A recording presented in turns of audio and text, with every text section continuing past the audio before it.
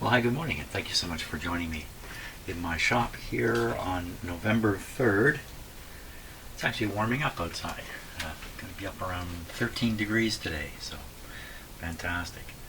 So you see a funny box on my bench. That's a tube tester, and you see another tube tester, actually a tube tester sitting on top of a tube tester. We're going to be doing a little more tube testing this morning. I'm going to, just for a short while, I'm going to take you through the process of me finding a good replacement for the dead 6B7 that I found in this radio that died on my bench. Oh, that's terrible. So first of all, we're going to use this tube tester here, and I'm going to test the two tubes, the one from the radio and the one from my collection. We'll see how that comes out.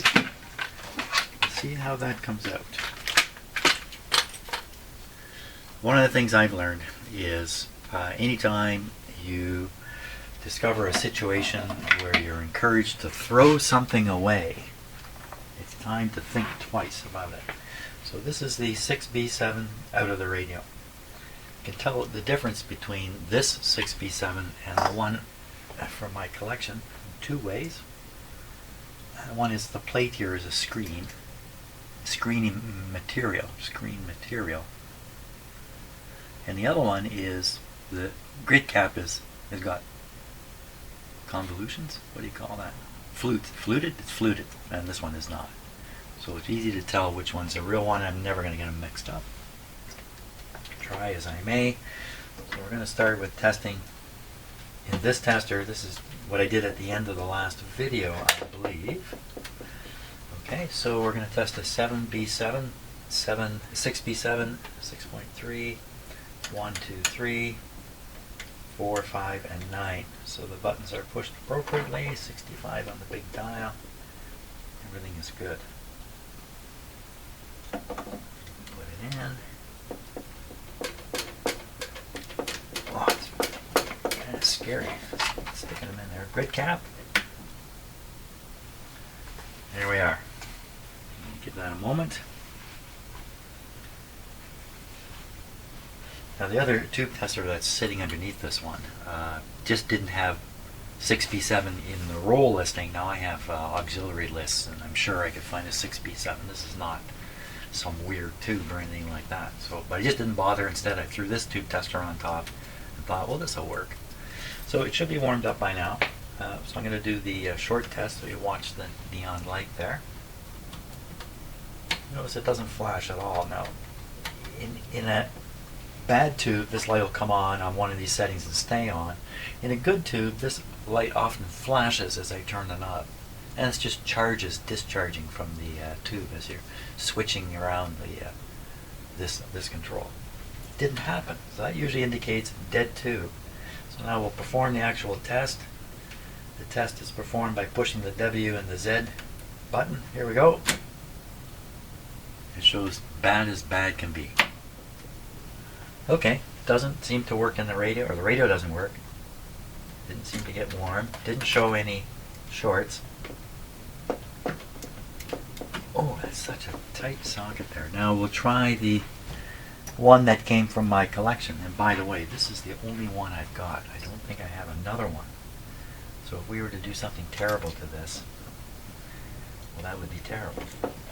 Like stick it in the wrong socket or stick it the wrong way.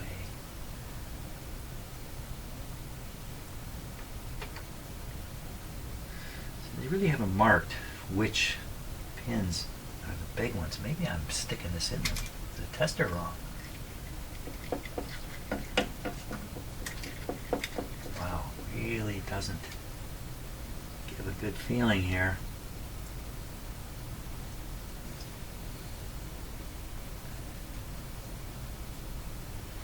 Six, 5, 4. This is the 7. None of these can work here. It's got to go in this one.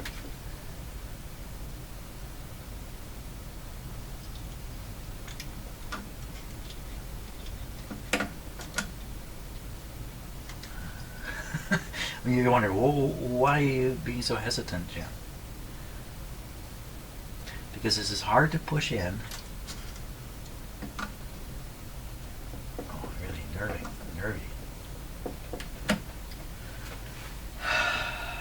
I can't be sure this is in the socket the right way. This is what I've learned this morning.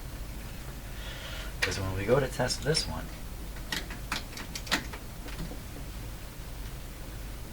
give it a moment. Same result. Yesterday, I was doing this on my own in the evening, no video being shot. When I got to this point, I thought, oh my God, my good one's dead. Then I said to myself, wait a minute, 2 tubes testing dead in 1 tube tester. How do I know the tube tester's not working right? And this morning I've advanced that to, how do I even know I plugged this into the socket correctly? They did not mark on here. Wait a minute. I notice a little bumpy here. That's how I've been doing it. There's no doubt these are the factors. Yeah, I don't know. Let's just say I tried testing this tube and this tube tester, and it shows it dead. So now at this point in my mind, yeah, last night I was thinking, I have 2 dead tubes. What am I going to do? I can't find another one. I got out another tube tester. This is an older tube tester. I've never used it to actually test a tube. Look at this beauty. It's an extremely simple tube tester. I'm going to grab the tube from the radio. Put it here. Okay, let's take a look at this tube tester.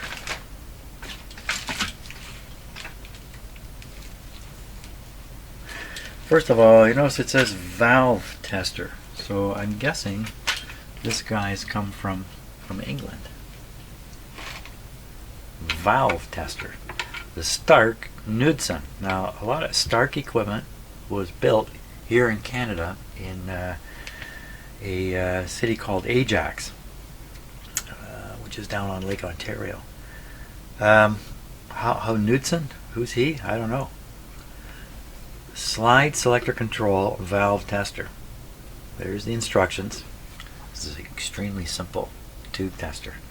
So we need to know, what about the particular tube that I have? There's what did I do with the lid? Oh my gosh, what happened? There it is. Okay, so like a lot of these tube testers, the tube listing is mounted in the lid of the tube tester. So we can look for a 6B7. One of the interesting things about these lists is, they basically show you all the tubes before this list was produced. So you can look back at all the different. Anyway, 6B7, and the instructions are quite simple. 55H.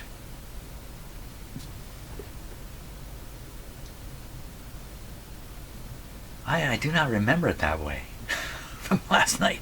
55 and H. Well, we'll find out because I left this thing set. No, 37. Oh my gosh, what did I do here? I was testing, oh I know why, I was testing these 01A tubes up here. And that's why it's at 37. So we're going to go back to the 6B7. 6B7. 55 and H. 55 and H. That's all you need to know. 55. So we look for, where do we find 55 in these little bubble numbers? This side comes down to 40. This side starts at 41. 55 is here. You know what? I do not remember using this on the 6B7, but let's try it. Listen. Hear the click. When this is down at the bottom, this is turned off. You need one of these two turned on. This one here. And we'll go up to 55. 55. Believe it or not, that's the setting. We just have to pick the right tube socket. And H is the right tube socket. Okay, this is a little scary actually, because I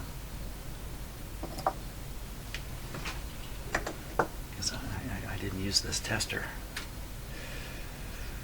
Okay. Yeah, I was okay. Yeah. Are you sure what you're doing, Jim? No, I'm not. I'm not completely sure. Okay.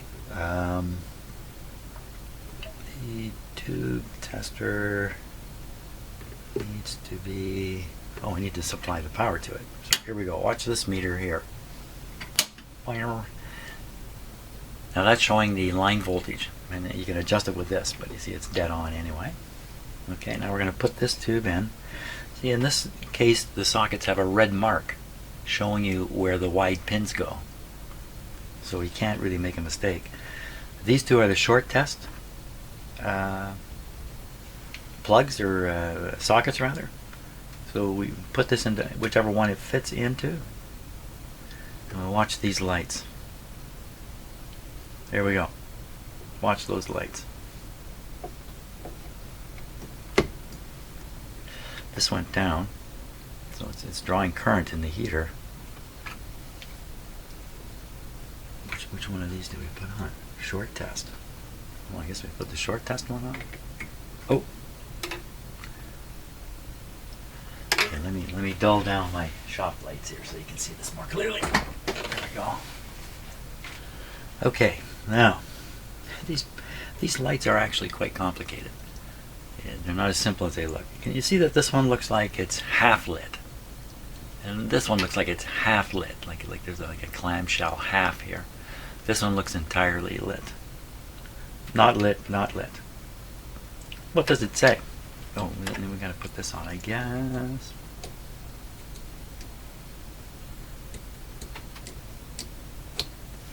Let me just turn this down just a wee bit like that.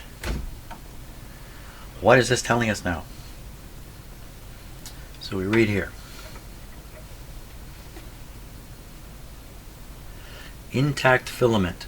One plate of one or more neon lights must light after filament is heated. Okay, so we know it's an intact filament because one or more of these lights have come on. Filament type.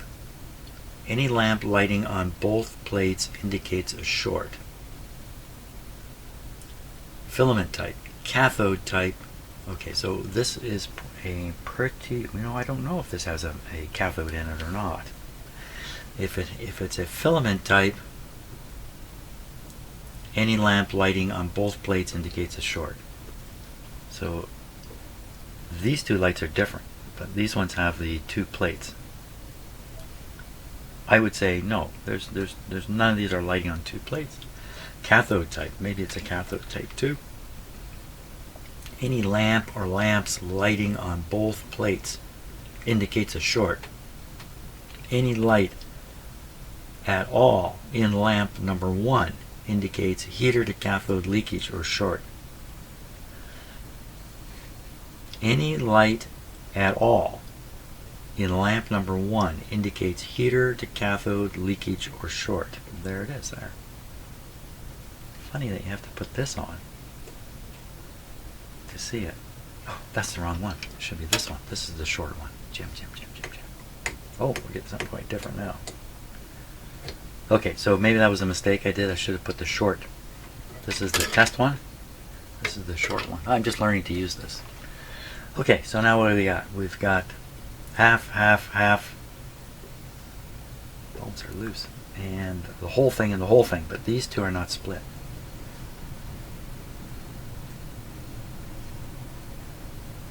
Cathode type, any lamp or lamps lighting on both plates indicates a short. Any light at all in lamp number 1 indicates heater cathode leakage or short. Exceptions. Combination rectifier and amplifier tubes and Raytheon tubes. See special short test instructions. Tap tubes to locate intermittent shorts. Well, I mean, if it has an intermittent short on it, I mean, you can't use the tube. Okay, so we've done the short test. Now we're going to test the tube itself, because I think it's past the short test. Do you think so? Really? Did it? So now we go into H. I'll put this on ahead of time. Here's H. There's the red mark. There's the fat pins. Red mark, fat pins.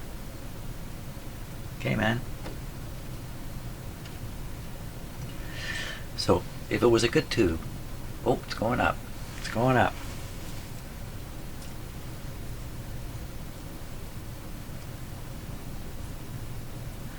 Now, how accurate is this tester? I have no idea. I don't have enough experience with it to say. I have a couple of tube testers I use all the time, and those ones I feel quite sure about. Well, this is different. My previous testing of this tube suggested it was dead. This tube out of the radio was dead. Now it's showing it's there, but it's poor. On a tube tester, we don't know the reliability of it. Okay, we'll pull this out. We're going to repeat this now with the other tube.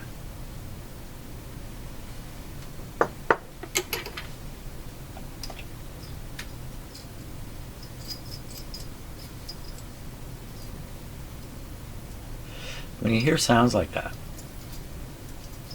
in a tube, often the stuff is rattling around in the base here.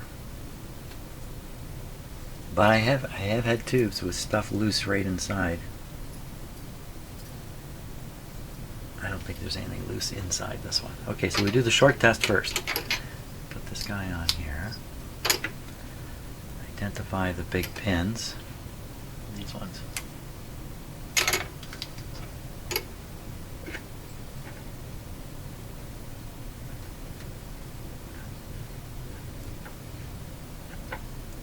These two. Hey, let me put my...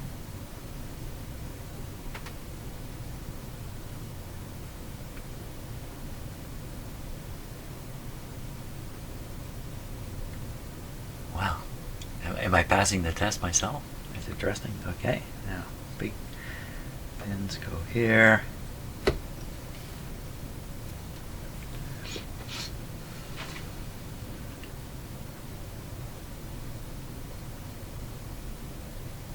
Looks like exactly the same display that came with the other tube to me. Again, no lights fully.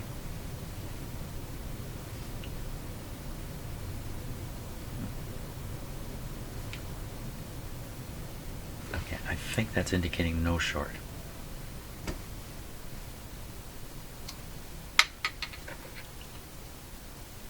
You know what'll happen? I'll put the old tube back in the radio and the whole thing will work again. Okay, fat pins here.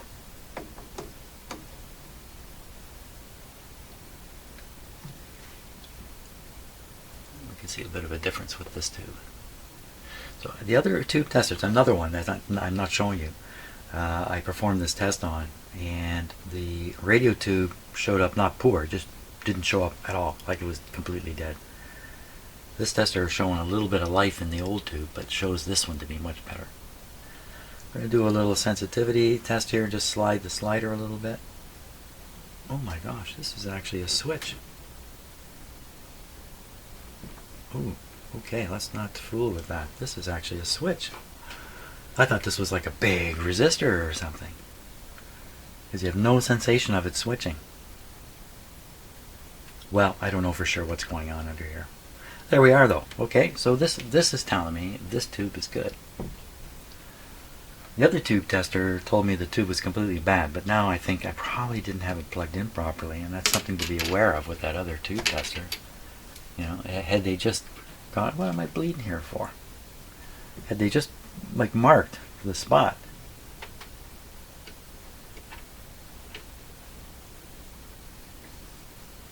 then I would be more sure about what I was doing with that other tube tester. So I'm going to guess that's what happened. Okay, turn this off. Now, is this really a switch? I guess you can feel things. Yeah? Certainly a switch at the bottom. Well, that's a pretty cool tube tester. I like that one. Pretty simple. Maybe good for really old tubes like this one I'm testing. Tubes from the 30s and earlier, maybe not so good for later tubes. Okay, good. Well, what's next? Next is we're going to put that tube in the radio now and give it the only real test it can be given, which is to actually try to operate it in a radio. Now, good. In the meantime, I can make my mouse work. Coffee. Okay, well, this isn't making an awful lot of sense yet. Radio was working, then it wasn't. got a tube that appears to have become weak. Okay, so the tube is weak. You would think it would get there slowly. It'd be like a slow weakening of the tube. And so the radio would slowly get weaker, like over months. And not, if it happens suddenly, if one day it's working and the next day not, you'd think, well, something quite serious has happened to one of the tubes, if it's a tube thing. Blowing filament, I don't know what else can happen in these things. Short circuit in them. Oh my gosh, coffee time already? I'm going to ignore the coffee time. Now, once again, making sure this is in the right way.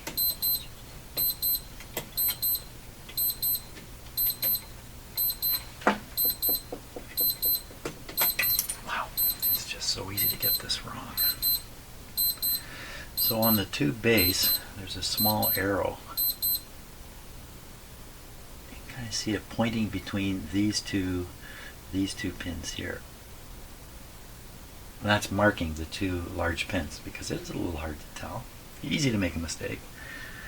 Now sometimes they arrange the sockets so that those pins are in a sensible location, like maybe both at the front here. And so to me, they look like they're offset just a bit. Now, supposedly you cannot put these tubes in wrong. They just won't go. The big pins won't go in the small holes. But you know what? You push hard enough, you can get them in there. Okay, I'm pretty sure I got this right. We'll try the radio with the original tube, verify that it does not work. That's the objective here. Okay, are we all set? Speaker in. I'm not putting the shield on, so we might get some weirdness out of that. And away we go. Okay, there's the low hum.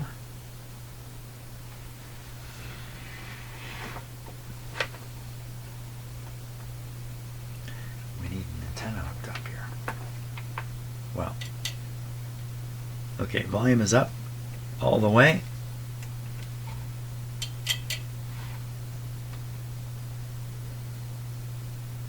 There's no hint of operation here.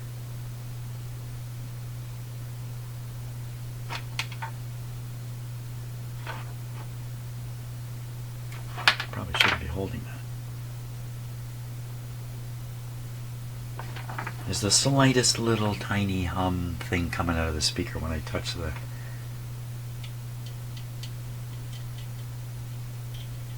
Nothing whatsoever. Okay. This tube.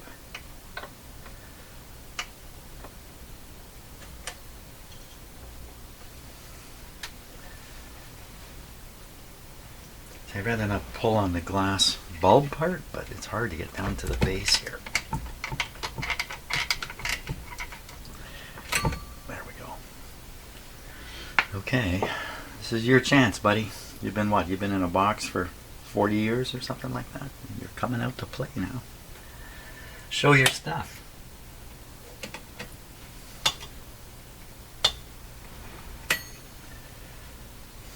Okay, now there's no arrow pointing at the two fat pins on this one. But for sure it's these two.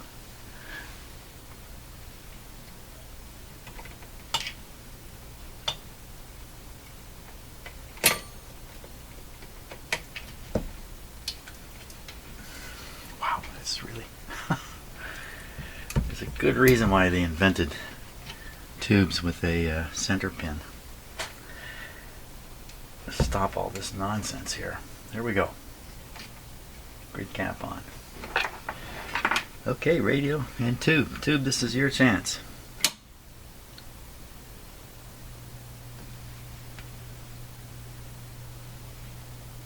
Pretty sure I got the same hum coming out of there. Volume's right up on the radio here. Let me turn it down a little bit.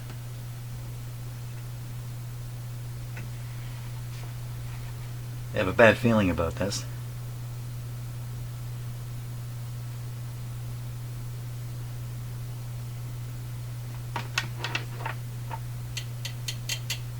I have a bad feeling.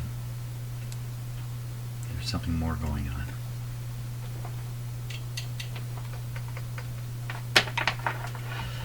Uh-oh. Uh-oh.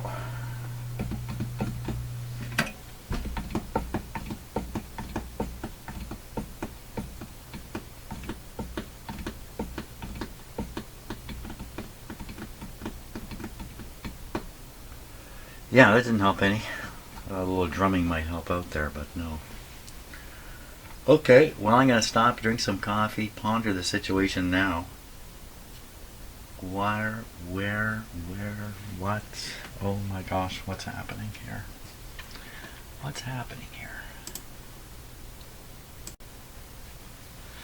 Okay, so in thinking this through a little bit anyway, there is a scenario here that's got me a little bit worried. I think it's extremely unlikely, but here's a scenario for you. I make a change in the back of the radio, I innocently make a mistake. Of course it's innocent, right? Make a mistake, don't realize it. Operate the radio. Without realizing it, my mistake is putting the 6B7 into a type of operation which ruins it. What? Is that even possible? But let's say it is. So I run the radio. Radio doesn't work because the tube's been ruined. Now I get a replacement. I test this one. I find that it's weak in one of the testers, but the alternate tube, actually this is the original one, the alternate tube, which is in here now, tests much stronger. Okay, so I put it in the radio. The response from the radio is the same deadness. Am I now damaging this tube? And I don't even know how that could happen. I'm not even, put B plus onto the grid of the tube? I don't know how you would damage a tube in such a way. The radio went from working quite well to not working at all. That really points the finger at me making a mistake back here. The finding the tube dead is a red herring. I have plugged it into the first tube tester incorrectly. That's probably what happened there, and I got a dead tube reading because I'm not doing it right. In a tube tester which appears to be functioning properly, appear to have done a good test, and this thing shows up weak. Not this one, of course. This one shows up weak. Weak does not mean dead, and weak in a tube tester that I have no experience with might be perfectly fine. It may be the tube tester that's weak. I don't know. offhand. So just in thinking all this stuff through, I think a red light is flashing that I need to be careful. The first scenario suggests every time I turn this radio on, I'm damaging the tube that's in there. Again, I don't think that's very likely, but if I had 20 of these tubes, I might not be so concerned about that, but I don't. Not that I know of at this point, anyway. I'm going through a stack of old tubes that I've been waiting for an excuse to come to go through them. The excuse has arrived, so now I'm working my way through them all, and I may find more 6B7s.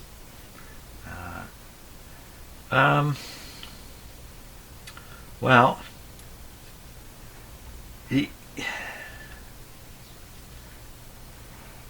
what have I done to this radio? Not much. Since it went from working to not working. I really think the only thing I did was I just relocated this guy.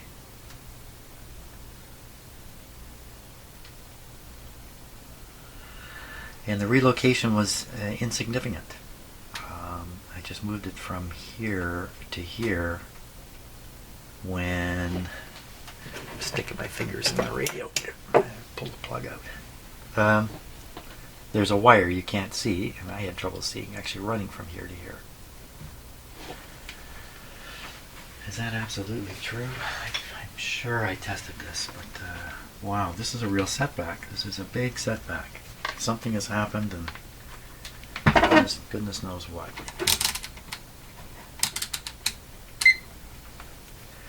Okay, checking to see that there really is a wire between these two points. 0.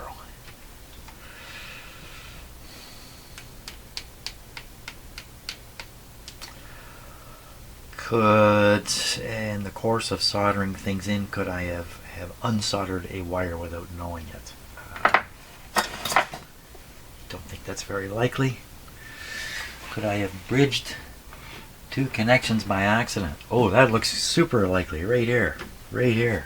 Oh my gosh. Looks like I did that. Let's get the other camera here.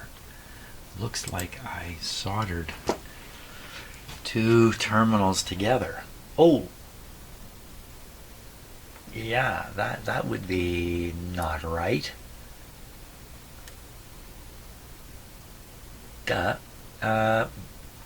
Well, that's got to be the problem right there. Okay. Okay, stupid move on my part. Let's separate that. That raises lots of interesting questions about the tube test now. Okay, we are going to separate these. Accidentally joined. Stupid mistake. We're going to look on the diagram and make absolutely sure these are separate. They're supposed to be separate. I'm sure they are though. Okay, so we're going to take a look here on our diagram. Doesn't take much looking. These are the 2 terminals. They're physically actually quite close together, and I bridged them in a very reckless and careless way. Shame on me. Okay, so I've separated these. We will operate the radio again. We won't bother looking at what could have, why did it not work, because these things were shorted. Well, I'm sure there's a good reason. Okay, let's play the radio again. Okay, playing the radio again. Now for sure, have I got these separated? Let me look with the magnifier. Where's my magnifier? Oh, it's in the other room. Oh, let me look with these. I'd like to see the separation.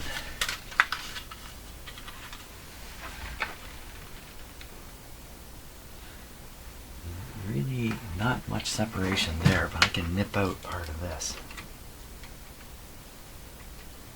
I think. Yeah.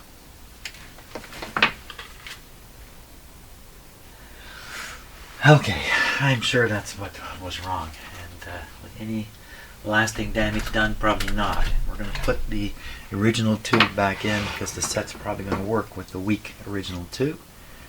I shouldn't say weak tube, I should say tube that tested weak in a tube tester, which I have no experience with. I have not gone through it. I have not checked its calibration in any way.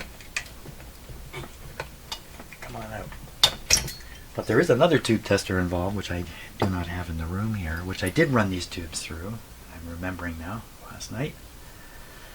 And this tube showed up dead. You're dead, eh? I wonder. How dead are you? The news of my demise has come early. That's what the tube might be saying. Okay, original tube's in. We're now going to operate the radio. We're going to find out I'm the guilty party. Oh, most of the time I am. What can I say? Volume down because I think it's going to be working this time. Dim bulbs on. Antenna on. There's the hum. Sounds like a engine running. Bo, bo, bo, bo, bo, bo, bo. Voila. The radio returns. What a journey. I have gone through a minefield and come out the other end successfully. Can we pick something up here to make it even better?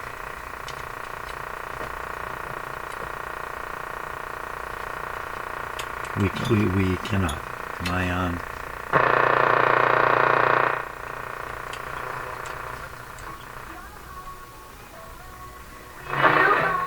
Start your use tomorrow on Roto-Rooter is #1 in the #2 business. They were just singing about getting a loan. Get a loan. Come on, really? They're going to sing about it? Okay, I'm a happy camper once again. That was a wild journey. Discovered I have this tube. I'll put it back in my collection. Oh my gosh, what a roundabout that was. But I've come out on the good end of it now. What am I doing next? What am I doing here? What was I doing? Oh, that's right. I was trying to sort out this capacitor once again. And what about the missing capacitance? Is it not needed in the radio? So we'll return to that query when I get back from coffee break. I have a lot of coffee breaks, man. Lots.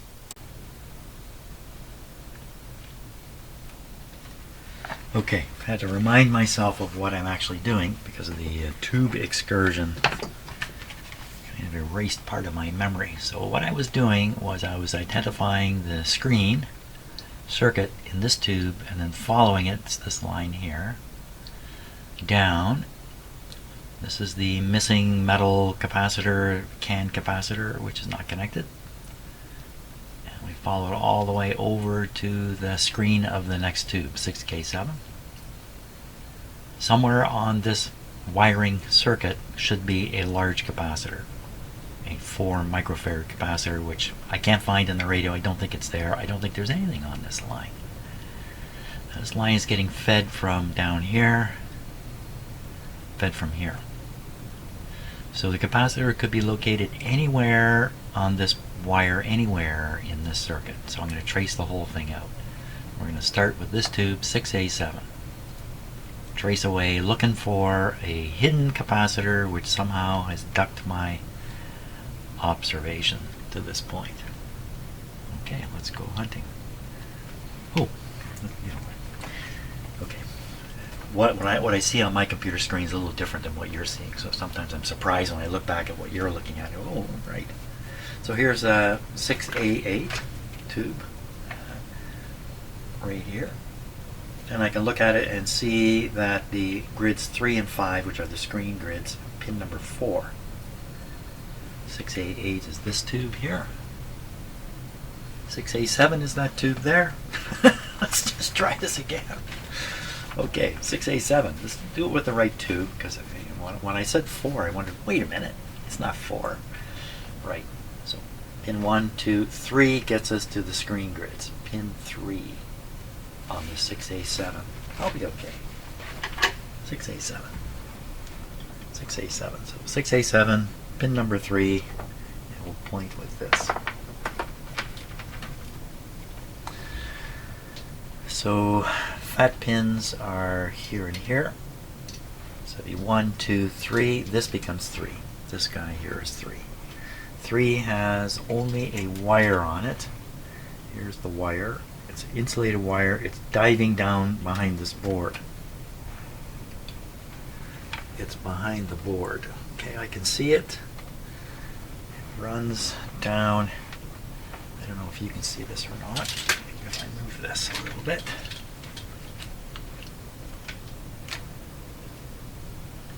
It runs down. You can see this little loop here of wire. That's where I think somebody grabbed it with a pair of pliers to hold it, because it has a funny kink in it. It continues on down, and continues on down,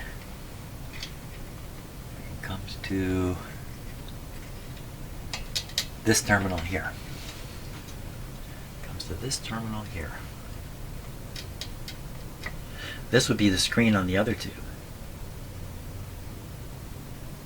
From here, there's a small capacitor I've put in to ground.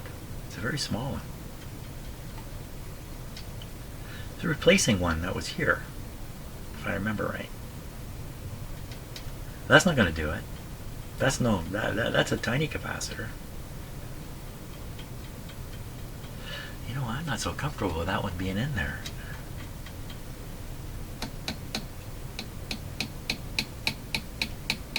I cannot remember back the story. The reason I'm not comfortable is this is not a high voltage capacitor here that I put in. This is a low voltage capacitor. The problem is I would have done it reasoning out that this was a low voltage point. That's not good, because apparently it's not. So wire continues on from here. So, you know, maybe this should be the 4 right here. The 4 microfarad, not the puny one I've got in there. So we come along now, we're following this wire. Come down a bit. There, that's better. this wire here, and it's going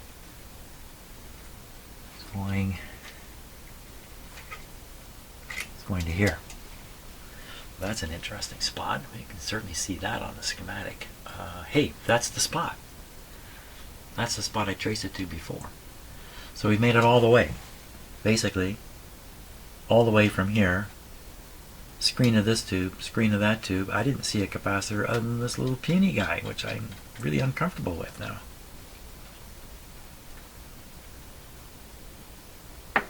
I should put a 4 in there.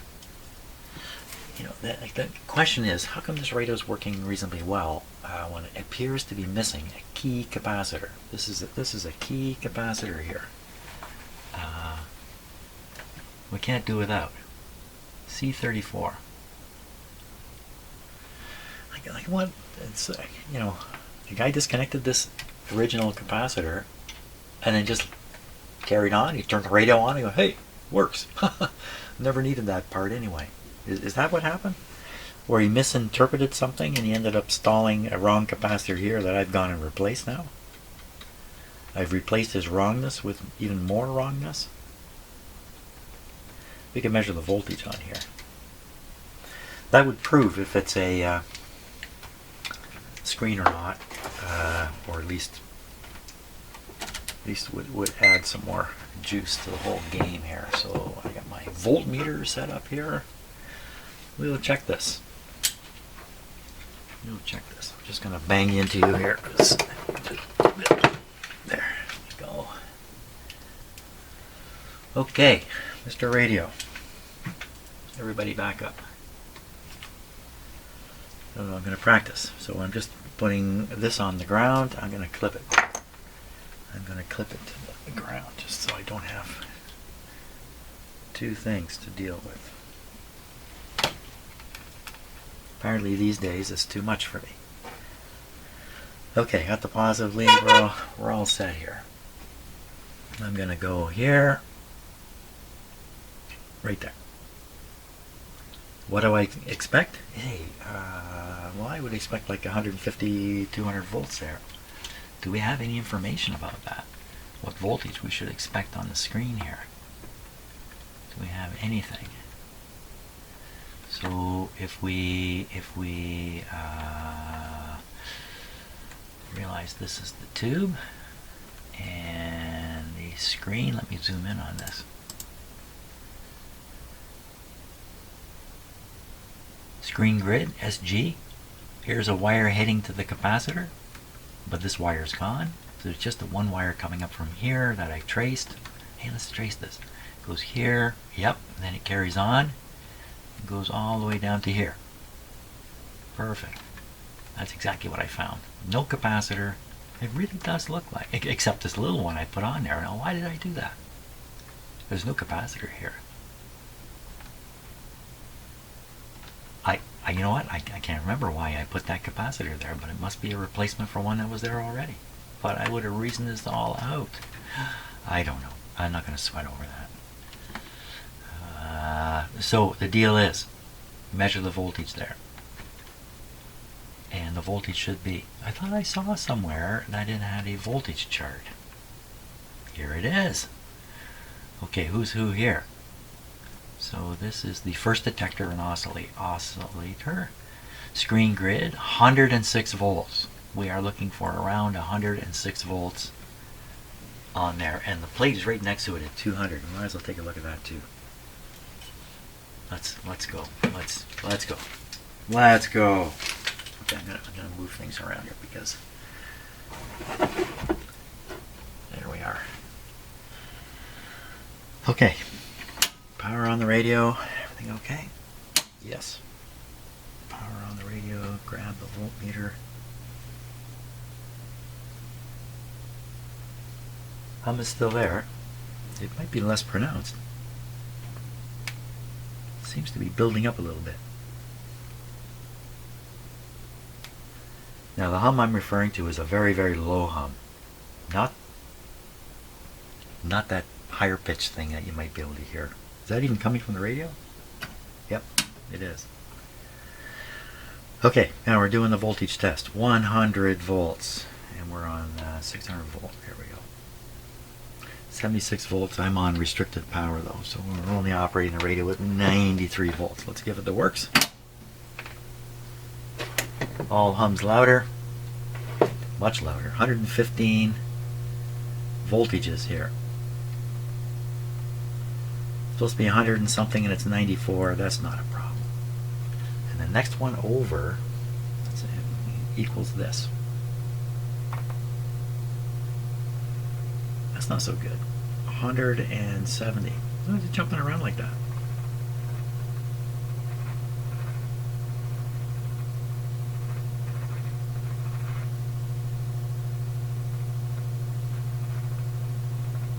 Is that for real?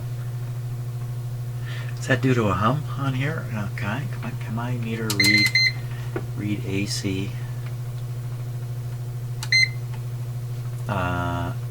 With DC sitting there? Some meters can separate it out, some can't. So 1.3 volts AC. I don't know if that's reliable. So, right voltage is there. Maybe this hum is coming from the lack of capacitance. Oh, and so I wanted to measure the voltage right across that capacitor. It should be the very same. But on this capacitor, what's going on there? It was there for a moment. There we are.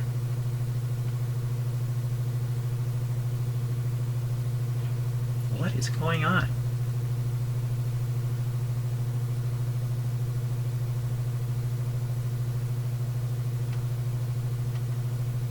So when I listen to the sound, what I hear something almost like it's revolving.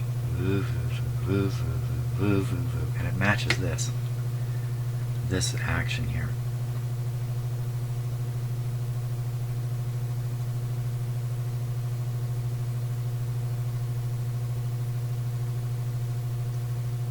You know, I think I'm hearing things. I have a pretty good imagination. I think I'm just hearing stuff. I'm going to measure this with a different voltmeter, with an indicating voltmeter, and see if you can see that movement.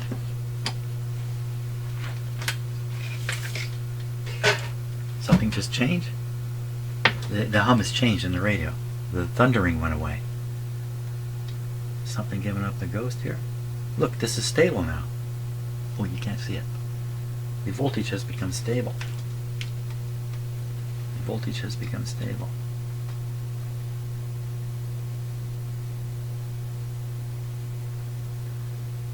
And the sort of rumbling, kind of rotating thing went away. Oh, so interesting. No clue at all about what it all means, but I'm still worried about this little capacitor. So what we'll do is we're going to stick a 4 in there and run the radio again and see what happens. Maybe what I'll do is I'll set it up so we can switch it in. Switching in a 4. So electrolytic capacitor, large capacitors will charge up very rapidly if you allow them to. So if you had a circuit with a high voltage in it and you push the capacitor into the circuit, high voltage is going to drive the charge quickly into the capacitor. In most cases that's not going to cause any kind of problem. It's not really just make a pop, probably a popping sound in a speaker in a radio like this. But if you took a really big capacitor and had the radio operating and then clicked it in, it might draw current long enough to fry some resistor somewhere or something like that. You need a big capacitor to do that deal. Most of the time these big capacitors, like the filter capacitor and stuff like that, are charging up a little bit slowly as the radio's coming to life. These tube radios come to life a little bit slowly, the heaters heat up a little bit slowly, the current starts flowing a little bit slowly, voltage builds a little bit slowly. Everything's just a little slowed down at the startup. So I don't know why I'm telling you all that, because I think you could click a 4 in here and it's not going to do anything. Let me get one. Let's see. Right. 4. Are they already out on my bench here somewhere? What did I do with them? What did I do with the Now this has got to be a 4 at high voltage. Oh, right. So we've got to go down here and get these guys down here. Right. Now, okay, here's the high voltage guys here. Pick a 4. I don't think that's a 4. So I'm letting the radio operate. It is a 4. 4.7. 200 volts. It's not enough. Well, it probably is enough. Probably is enough. When these things say 200, they can probably withstand quite a bit more continuous and probably a lot more for a short period. So I like to click this in. I like to click it in with the negative down. Do you think I should just stick it right in there? I'm holding on to it. What if it pops right in my hand? That's nerve-wracking. Should he do it? Should he do it? Should he not? Should he not? Should he or should he not? Here, what if I'm away on the end of a pair of pliers here? It's stupid. I mean, there's really nothing here to be afraid of, but I'm just become such a scaredy cat. This is going to make a big pop. If I can make the wires contact here. This is a really lousy way to do this. One. Oh. Don't do as I do. Don't anybody else try this. That's not going to work. I'm too nervous. What I will do, I will solder in the ground lead. I think this is going in anyway. I will take out that little guy because I don't know what he's doing there. We'll solder this in. I'm going to install this. Just going to install it. There's enough indications that it's the right thing to do that I'm going to do that. Okay, but I think first it's got to be coffee time, I would think. Okay, so the capacitor I've just installed, it's kind of hidden from view back in here. Screen capacitor. It's on the screen circuits. It's a big one. I have no idea how this radio has operated without it. The screen capacitor is very important for a number of reasons, and to not have one there, it's hard for me to understand how it operated at all. But then, I'm not a radio designer, so I don't really know.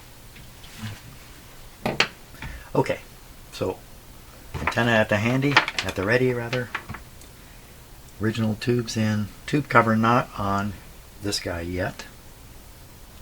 Should I worry about that? You know what? I'm going to put it on. I'm going to put it on because so I got one of those fake shocks. Do you get fake shocks? Sometimes my wrist sort of generates a sudden tingle because I guess bones bumping nerves or something going on in my wrist there. I don't think it's uncommon. I think everybody experiences this stuff. And but the thing is, when you do this kind of work, that kind of sensation feels just like a shock, and it's hard to not respond to it as if it's a shock when you're doing this stuff here. Here we go again with these covers.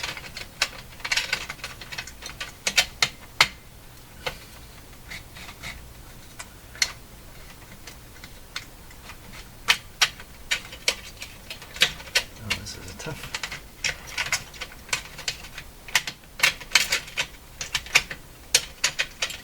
Yeah, don't take these covers off.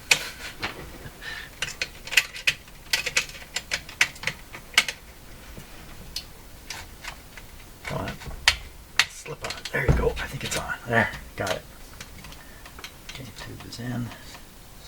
Cap is on. Hopefully I didn't break the radio doing that. Volume down.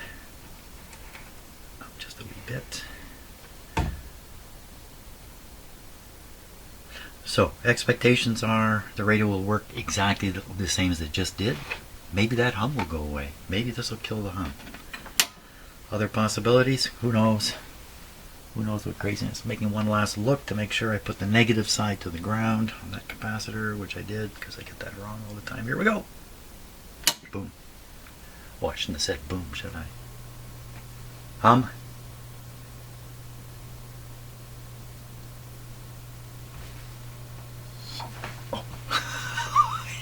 scared the bejesus out of me just by brushing up against this light here and making that sound. Hey, you're not nervous, are you? So the hum is still there. Everything sounds the same. Let's put an antenna on it here.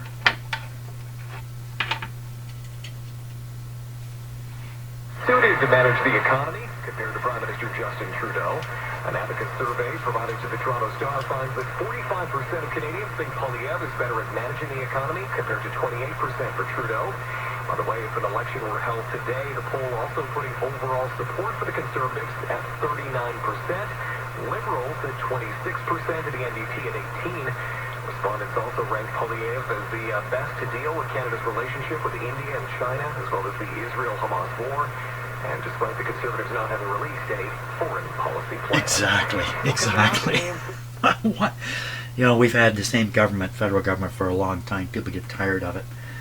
And, you know, throw the baby out with the bathwater is what we're probably going to do politically here. We're gonna probably dump the current federal government in favor of the other guys because they're making wild statements of how they can fix everything like this, like that. Yeah, politicians again. Snap of the fingers. All fixed for you. Everything. Oh, man. Okay, so what do we got? We got a radio that operates. We put in a capacitor. Nothing bad has happened. Nothing particularly good happened, did it? Or is it? Maybe that sounds a little better. Book a free consultation at chande.ca. But I have no reason to think I've done the wrong thing here at this point. Like there's no smoke coming out. What if we give it the full? Let's give it the full. So the hum is very dramatic, actually. Like that, you put this speaker in a cabinet, and stuff is going to bounce on your coffee table.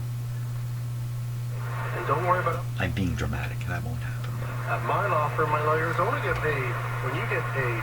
And before you call, you should always remember that there are no bad questions. 416-66. Get your money. There's no guarantee you're going to get truth the faster. So I kind of look at it like you're gamed either way. You either get charged to the back end. And the other thing I don't do, because I'm not a computer person. I'm just not like that.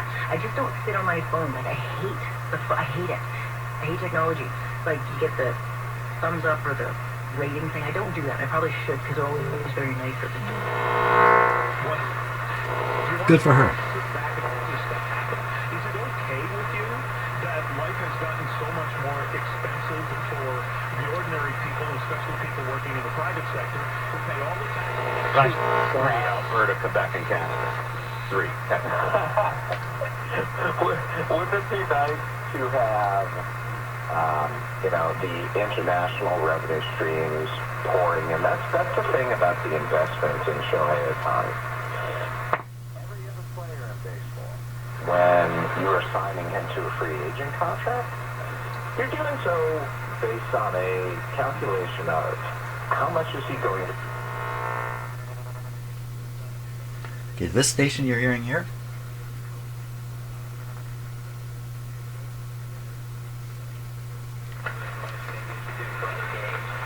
that's Buffalo. Never picked that up in my shop before now. And that's because of, as I said before, elimination of 2 terrible computers producing noise 24/7. I didn't realize both of them. And an improved antenna. And the result is pretty good. Okay, I think that's it for today. We got rid of, we solved one of the 2 mystery missing capacitors, I'm pretty sure. We discovered a capacitor I put in there for reasons I can't even explain anymore, I don't remember.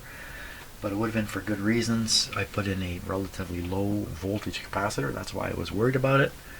And in the end I put it into a circuit that's got 100 volts on it. It probably can sustain 100 volts, but it's a tiny little capacitor. So maybe I was following the last guy's error and just duplicating. I don't remember. I don't recall at this point. So we still have one more up here to trace down and figure out where it should be and what, try to find it if it's in here, and I don't think it is, and install it if it's missing. just like I did today. And maybe that'll knock this hum out if we can figure out where that other capacitor goes. So far, sort of so good. I'm hanging on. I'm hanging on. Success lies ahead, I'm pretty sure of that. Thanks for watching, and have a great day.